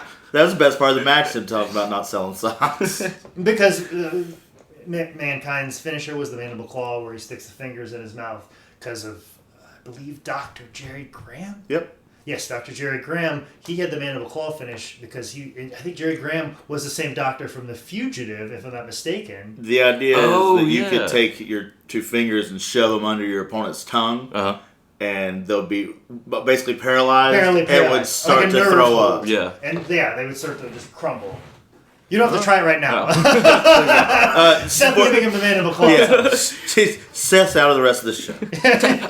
Yeah, if you hear a thud, it's Seth like, I really gotta try this mandible claw. Well, dead. Screw auto asphyxiation. This mandible claw thing. That's then my hand locks up at the end. You seem like a weird guy that would try. Give yourself a mandible claw and jerk off. See how it feels. Way better than what happened to that guy from Kung Fu. But anyways, I would have loved it because there was supposed to be a return date which they had booked. I would have loved to seen a heel Lawler taking on a babyface Terry Funk. That would have mixed up. That'd have been new. That would have been new, very interesting. Anyways, moving right along. Tully Blanchard's interview with J.J. Dillon. Sorry, one back step. Other than the fact that I wrote, "This never fucking ends." Dustin was able to get a figure 4 on faster than David Flair could that entire fucking match. Yeah. It happened in seconds. Like, all right, figure 4, it's on. Yeah. Sorry, son of Flair. Not today. Well, I think in fairness, Dustin did the Dusty way where you just fold the leg and the half-ass. as opposed to the turn and stuff like that. The spin toe. Yeah. And, yeah. Anyways, JJ and Tully Blanchard, the interview. This is the interview that we were mentioning earlier.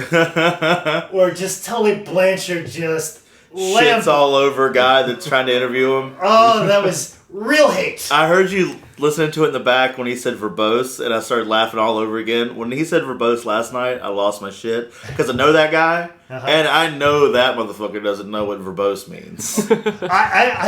And that's the thing, I had to rewind that a couple of times, like, what, did he actually say more? And I go, no, he was just mad because he put, like, expletives to, explain the upcoming match. And I just, real hate there by Tully Blanchard. Leave the talking to the talkers, kid. You know? And he just said it like such a dick, you know, just so point. And then, of course, we get Dusty Rhodes' interview. Classic. Yeah, of course. Where he's just kind of like, this is a match, or it's not. You know, whatever. Hey, guys, look. And let me tell you about Tully Blanchard's pubic hair. Yeah, let's just all talk about muffs. Hey, have you seen those girls? Yeah. They got hair everywhere, too? Like, just... Could you tell me? Like, and somehow doesn't feel too dirty. No. He's so relaxed about it. It's like how you would, like, assume your grandfather or, like, your great-grandfather would talk about racism, where it's like, he just doesn't know any better, so it's not as offensive as it would be if, like, one of us said something. And it's just, oh, they got pubic hair, too? He's legitimately asking because he doesn't know. Of concern, almost. like he would go there like, ladies, maybe you should shave your pubic hair. Yeah. I know it's November and it's cold outside. But listen, ladies, if you want the guys today and the paydays at the shows. A little bit of treasure chest. Oh, God bless Dusty. God, just... Rest in pieces. Yeah, and soaking his elbow in motor oil, like, just... Yeah, what was that? Like, what did that mean? Just weirdness, man. He can do what he wants. It works. We're sitting here talking about it, so obviously it was good. It was great. Elbow and motor oil. Castrol. And of course, Magnum TA, a little interview, but let me give you a little piece of information, especially to Seth. Magnum TA... who would be in Dusty's corner, who is taking on Tully Blanchard. Now, Magnum is married to Tully Blanchard's ex-wife, and raised some of Tully's kids. One of those kids just happens to be Tessa Blanchard, who is now a female professional wrestler, who at this moment in time, covered in hair, who at this moment in time is 10 years old. So. For all of you perverts out there that are ogling Tessa, that remember this show, you're a pervert. She was 10 when this show happened. You're a shitty fucking person.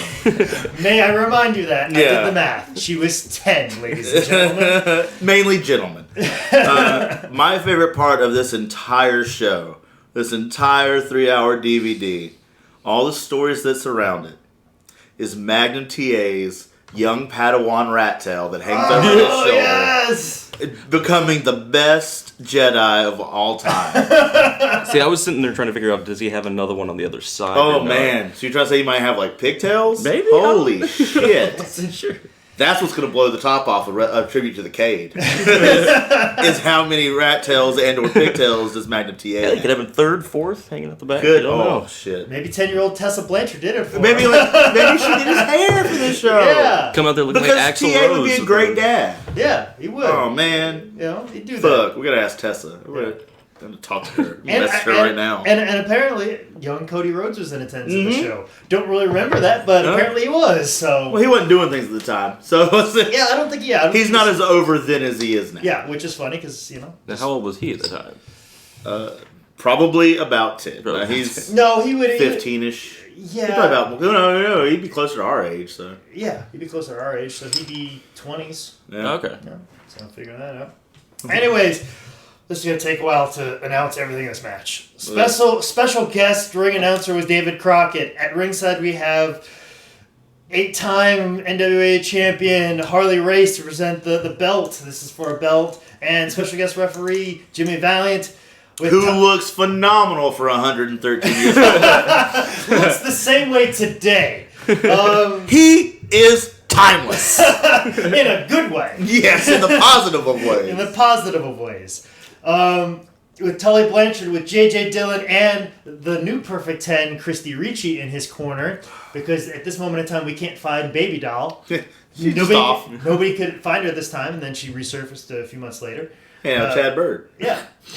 And taking on Dusty Rhodes with Magnum TA in his corner. Now, not to give away, I know it's not professional to give out people's rates, but I feel like since there are so many people mixed in this thing, I can give you a rough estimate of how much this match cost without giving away exactly what everybody got. Mm-hmm.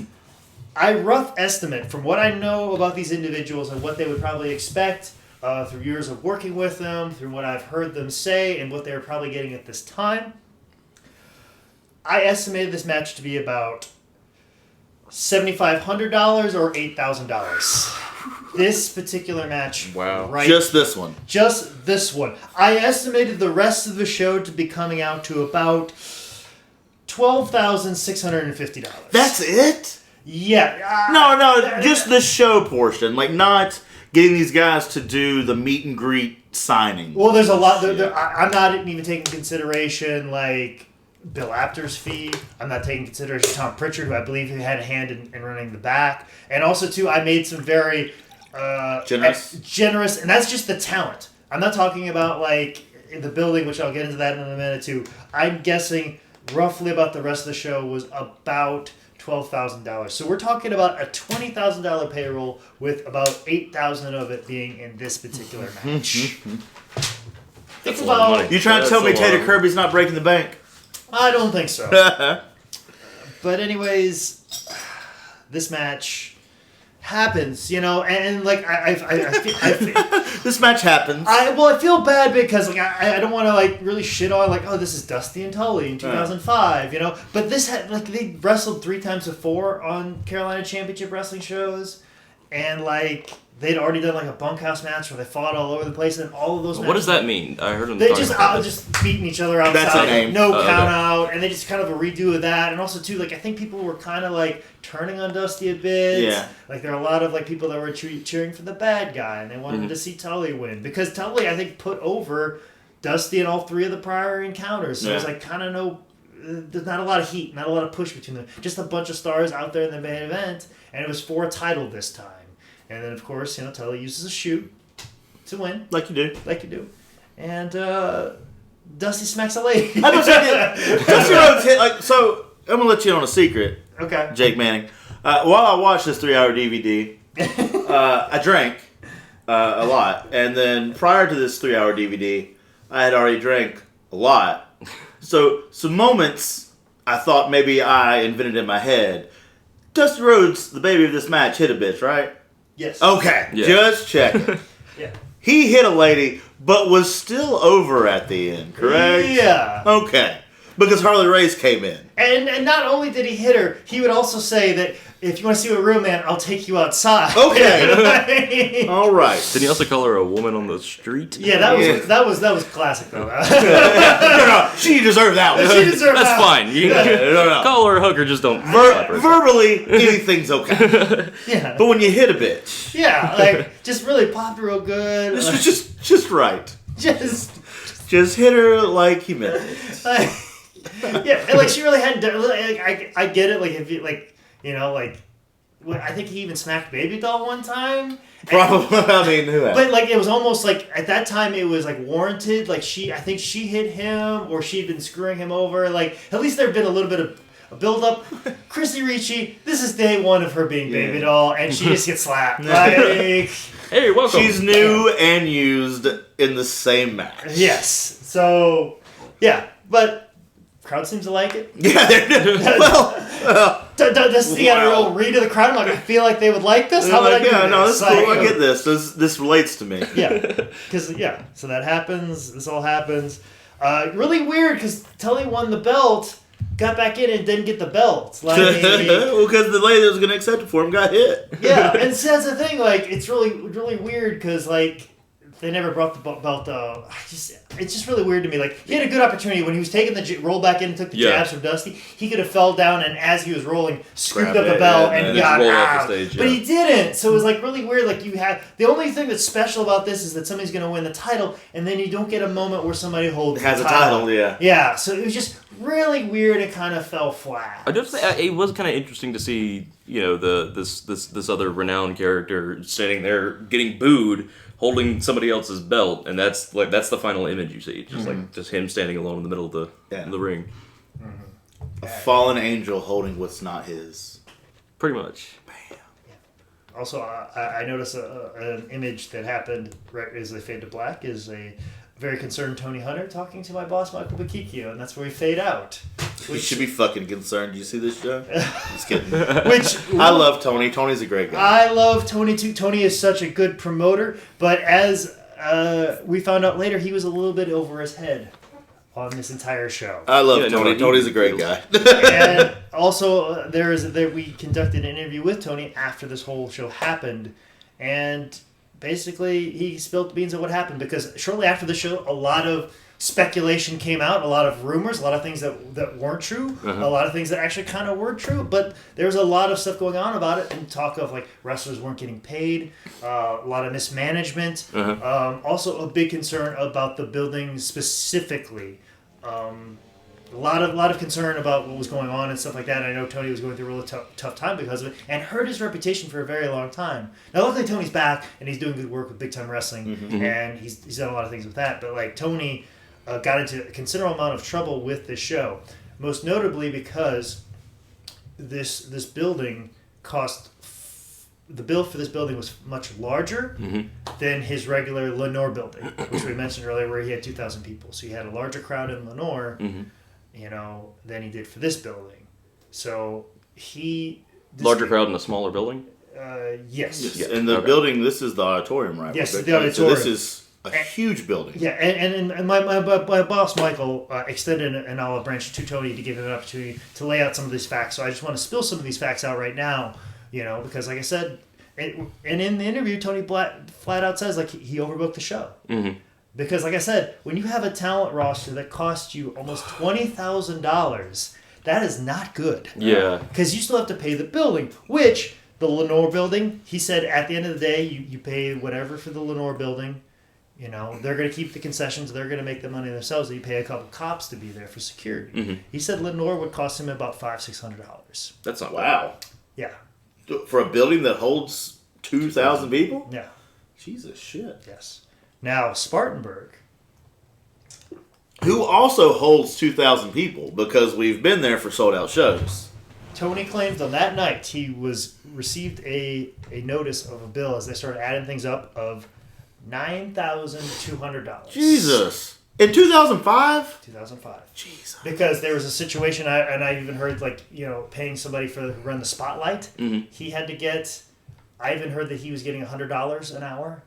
Wow. Every time that you had, they had a meet and greet early in the day, you had 4 to 6 employees that were just around the building to, help you get a table. They were getting $15 an hour during a 4-hour session just during the day. And, of course, that added up over time. I think there was even discussion if you got a table, it was another $100. Per table, and then everyone had a table? Yeah. Everyone on this show? I heard there's a little nitpicky stuff to that. So there's $3,000 in tables? Yeah, so there's little nitpicky stuff like that, and because it was in the contract, they're just adding things up and adding things up. Also, too, the building, I think at this time, for this show in particular, they took 10% off of every ticket. Now, he rebooked the building in the future, and they adjusted it and said it was only going to, they were going to waive that, which was a considerable amount of money that they were going to keep. But the thing is, they're still charging for all these things, but they're still going to take a considerable amount of money, which is the way I understand it from Tony's interview. Also, too, it must be noted, though, that there was a Clemson versus a South Carolina football game going on this weekend. Oh, Jesus. So he hit that 45 miles down the road. And a typical rule that Tony said, and I totally agree with from my 13 years of experience, is that your walk-up will double or even triple your rate of your show and your attendance. Tony's advance for this show, he had an advance gate money of $28,000 Jesus. in 1,000 people, and he only got a walk up of 200 people. Oh wow. Because does he blame it on the game? He blames it on the game, yes, but he knew that there was a considerable amount of concern that way. But at the same time, too, so really, if you had a $20,000 budget, it comes and you take that off, and there's $8,000 left, but then the building drops a $9,000 bill on you. Yeah. He's now short $1,200. Yeah. But then the big problem is, too, the building did not give him cash that night. They just wrote him out a check for his gate. In the red. So now a lot of promoters will take door money to pay out people. Right. But he had now no money Yeah. to pay anybody. No cash on hand. And the thing is, it's a Saturday. He's not going to be at the bank until then. So a lot of these guys now have to take checks. And they're going to go first thing Monday to cash these checks. Probably before he gets to the bank to deposit the money. check for that then to clear of that size. So that created a lot of pandemonium, especially with a lot of these wrestlers and stuff like that. Right. And that's how a house of like 1,500 Doesn't mean shit. Yeah. Basically, Oh, that sucks. Because I remember being in the upper deck, and that Michael coming up to me and explaining, "You can see all this. He's going to lose money on this show." I go, "What? How? How is that possible?" Well, that is exactly how. It's a weird set of circumstances that it was just a perfect storm of things happening. If he just booked it a little bit less. Or whatever. But apparently at that night, there were only 2 people that didn't receive their money that were later paid and were taken care of. From what I understand from Tony's side of it, from what I've got from this interview that we released on High Spots, which is available on the DVD set, Rise and Fall of Carolina Championship Wrestling.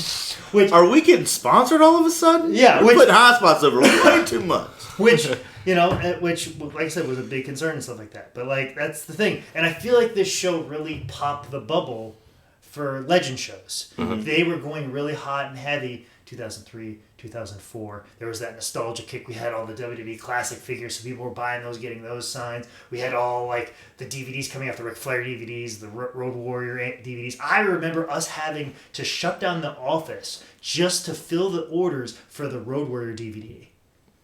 It was okay, we got the regular orders done. Okay, no more orders are going out today because we have to spend the next 6 to 8 hours. And that's when Michael would even cater food for us to come in. Mm-hmm. And that was just so we could get all these orders out. And that's the type of, business that this classic footage and nostalgia kick was doing.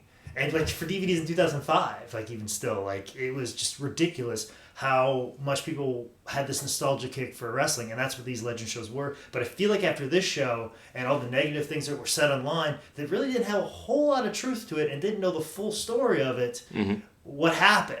Now, granted, there was probably some smaller things. There was probably some hotel things. There was probably some local things and some radio things that I don't know if ever got cleared up.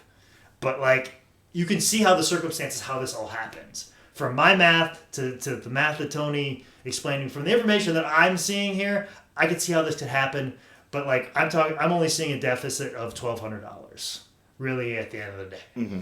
So, which, from what I know, Tony was able to call in a few favors and take care of most of those. I don't know if there's still some outstanding even today, but the fact that Tony's still alive and still in wrestling probably conveys the fact that he's, doing okay. But I love Tony Hunter. He's a great guy. Yeah, great guy, and really has helped Big Time Wrestling and brought them. And I think because of him dealing with everything he dealt with on this show, was able to get Big Time Wrestling in there, and Big Time does about 2,000 people every time. Every time. And at the same time too, not overbooked.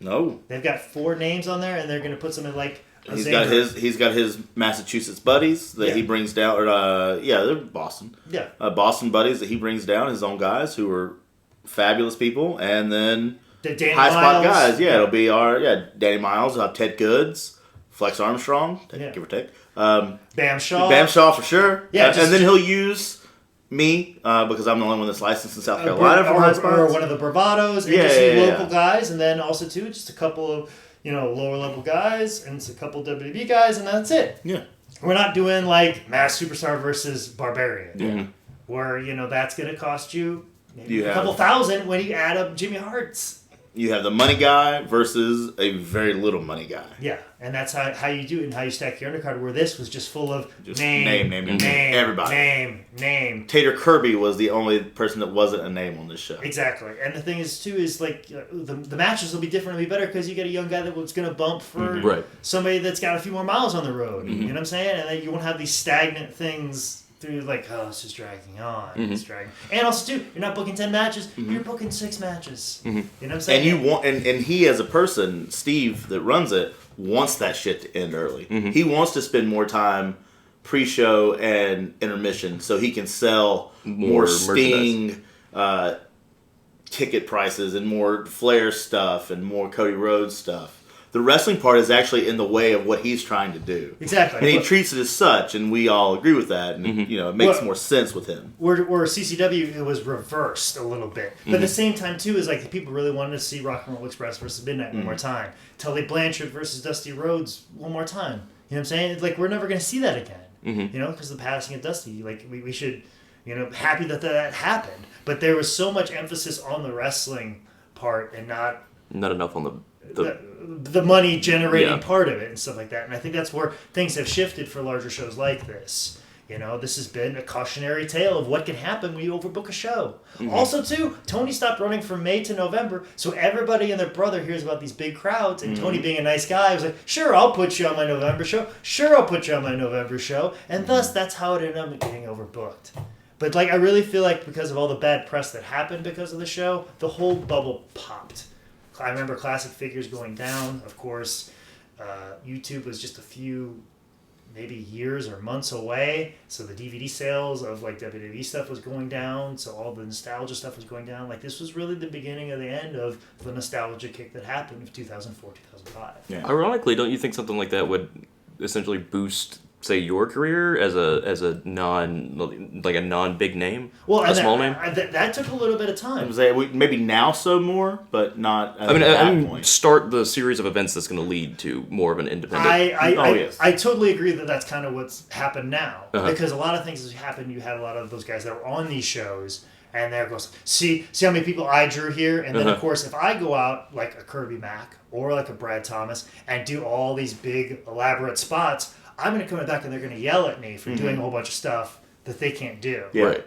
And for overshining or shadowing these guys. It's like sometimes a headliner will take around a bad opener middle so he looks good. Right. And that's basically kind of what was going on, especially in this area for a very long time. And the thing is, those guys were booked on these shows, and also two promoters were like, no, I want to book also Rock and Roll at Midnight too. Screw the new guys. I don't care about you. Right. And that's that's one of the problems with these CCW shows. You could have got some younger talent and could have got them over. Which would have brought in a younger clientele, which would have sold out your building a little bit more, which would bring, the next time you come to this town, more people that saw that kid that bridged the gap between these two sections. Yeah. You would get that as well. Exactly. And it would have been more cost effective as well. Definitely more cost effective, which is hugely important. It's hugely important, especially, and this is a prime example of that. But this was kind of something that happened, and it took a very long time for us to get out of that for a while, where I feel like that's where some of the more successful shows are run now with younger talent. Especially ones that make money, For the PWX being PWX being one of prime example. Prime example. Of course, the Carino show out on the coast, PWF Hubert. Yeah, all kinds of promotions now have that model, and you just bring one or two of those guys in, and then, of course, when a big time wrestling or a Northeast wrestling comes to North Carolina, I'll take out some of those guys and put them on my undercard. I think we're also at a time in wrestling where, and I've said this for a couple of years, that I've tried to get people to realize, promoters mainly, wrestling these days, good wrestling draws fans. Yeah. Names no longer, to an extent, draw the fans. I think it's good wrestling with a good reputation is what draws fans. Absolutely, I totally agree, and that's the thing too. Is this was still in the mindset of name, and even too, WWE has changed their model as well. They're not advertising John Cena, Randy Orton, Seth Rollins. They're just advertising the WWE, right? And you get what you get. You know what I'm saying? And they're gonna bring guys. They're gonna bring it, but they just advertising the name because. It was always you advertise the name, you advertise the Hogan, Bruno, or San Martino. It was always the guys, but that gives the guys so much power. As opposed to the promotion. Now it's the idea that no one person is bigger than the company. Yeah. And that's where we find ourselves now. Yeah. And that's much more democratic, and that's where we find ourselves, and that's where we find ourselves kind of at the end. We've learned a valuable lesson of what happens. What this may have lacked in bad wrestling, we have made up for in knowledge. Yeah, like I feel like there's a lot of lessons from that. That's kind of what I wanted to get this on the podcast, is that it's a lesson. It's a cautionary tale. It's a pivotal point, I feel like, in the Carolinas wrestling, and a lot of really funny stories about it, you know? I mean, it's also in wrestling in general. I mean, it's a small analogy for the rest of it. Like, this is a small example for how it probably happened in a lot of places. There's probably an up north CCW and a Midwest CCW and a West Coast CCW that's had this exact same followings and timelines. And like I said, Antonio Hunter disappeared for a considerable amount of time because of the show. And now he's back. He's helping promote stuff and Doing very well with it. So, and he's just booking one talent at a time. Basically just hanging out with Sting. Yeah. And doing real well with just hanging out with Sting. Just booking Road Warrior Animal. Yeah. Like, I just got Animal. I got him at the That's show. it. This is what I'm going to focus on. So, Okay. nothing wrong with that whatsoever. Anyways, before we get out of here, is there anything more you want to say, Seth? Or if you want to promote anything you got coming up? By all means. Put yourself over. Tonight I'll be doing 10 minutes opening for Jason. Sorry. Oh, this isn't airing tonight. This will be coming. This is not out. live. Yeah, it's not live. It's not live. Well, what am I doing? So this will be the weekend. This will be the week of the 11th, starts a Sunday, to the 17th, which is a Saturday, correct? I believe it is, because we just released one last week. Last week, yes. So this will be this week here. That one. That's the 16th, 17th, 15th. There's definitely a good local show you guys should check out. The Roast of Donald Trump and Hillary Clinton at Petra's, which I believe... That would be one on tonight, yes. Yes. As this comes out, yes. Find us in the past. Go to the YouTube. To this tonight. Yes. Which, Jake, you were also on that show, were you? Yes, I will be playing the part of Teddy Roosevelt, so make sure you show up for that and see how I look with hair. Holy shit, you look like Teddy Roosevelt. You're damn right I do. But now for people that can't time travel, do you have anything for 15th, 16th, 17th, 18th of... 15, 16, 17? This is where we're going to come out on this day. All I can say is you should definitely go to the 15th. Okay. Not... I have no idea the information of the 15th. I can't say why you should go to the 15th. But at this point, you can because it will be the 15th. I can't say why you should go out because it'll spoil. Where is it then? The show. It's at Petra's. At Petra's. Okay. In Plaza Midwood. Okay. Well, that's been pulling teeth. How about you? How about you, Zane? On the 16th, you can find me in Gibsonville, North Carolina at Queens of Combat, where my alter ego, dastardly handsome Zane Riley, leads his voluptuous vixens to victory. The 17th, also in Gastonia, North Carolina, you can find me at Queens of Combat at a 2 p.m., 3 p.m. show, a daytime show, followed right by a PWX I want to say presentation. I want to say it's a 4 p.m.